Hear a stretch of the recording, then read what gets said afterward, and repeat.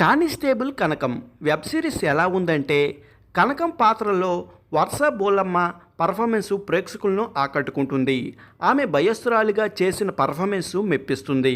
ఆమె ప్రతి విషయానికి భయంతో వణికిపోతుంది. అయితే ఆమె స్నేహితురాలు తనని భయం వదిలేసి ధైర్యంగా ఉండాల్సిందిగా సూచిస్తుంది.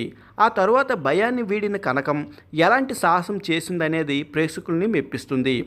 1990లో ఈ సిరీస్ జరగడంతో అప్పటి పరిస్థితులను చక్కగా చూపెట్టాడు డైరెక్టర్. ఆ రోజుల్లో ఆడవారిని చులకనగా చూసిన విధానం మన కళ్ళకు కట్టినట్టుగా చూపెట్టాడు.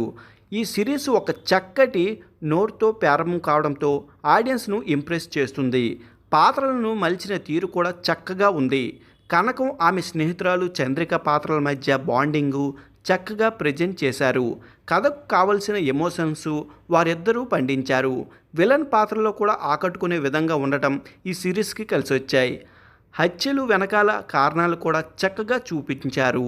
రాజీవ్ కనకాల, శ్రీనివాస్ ఇంకా రమణ భార్గవ్, ప్రేమ్ సాగర్ తమ పాత్రలను మెప్పించారు. ఓటీటీ ప్లాట్ఫామ్లో థ్రిల్లర్ సిరీస్కు కొదవలేదు. అలాంటిది కొత్తదనం లేకపోతే ఏ సిరీస్ కూడా ప్రేక్షకుడు ఆదరించడం లేదు. కానిస్టేబుల్ కనకం కూడా ఇదే తరహాలో వైవిధ్యం వదిలి చక్కటి థ్రిల్లర్ సిరీస్గా ప్రేక్షకులను ముందుకు వచ్చింది. ఇక ఇందులో ఇన్వెస్టిగేషన్ విధానం చాలా బోరింగ్గా సాగడం కూడా మైనస్. థ్రిల్ లేకపోవడం ఈ వెబ్ సిరీస్కు పెద్ద లోపమనే చెప్పాలి. ఇలాంటి కథను చాలాసార్లు చూసినట్లుగా ప్రేక్షకులకు అనిపిస్తుంది. అయితే గ్రిప్పింగు స్క్రీన్ ప్లే కనుక ఉంటే ఈ సిరీస్ ఫలితం వేరేలా ఉండేది. ఈ వెబ్ సిరీస్ వావ్ మూమెంట్ లేకపోవడం చాలా రొటీన్గా అనిపిస్తుంది. కథను స్టార్ట్ చేసిన తీరు బాగున్నా హీరోయిన్ ఫ్రెండ్ ఎప్పుడైతే తప్పించుకుపోతుందో ఇక అప్పటి నుంచి ఈ సిరీస్ ముందుకు సాగిన తీరు పెద్దగా ఇంప్రెస్ చేయదు. ఇందులో వాడిన కంప్యూటర్ గ్రాఫిక్స్ కూడా ఇంకా బెటర్గా ఉంటే బాగుండేది. కానిస్టేబుల్ కనకం తెలుగు డిజిటల్ కంటెంట్తో టెక్నికల్గా ఒక చక్కటి ప్రయత్నం అని చెప్పాలి.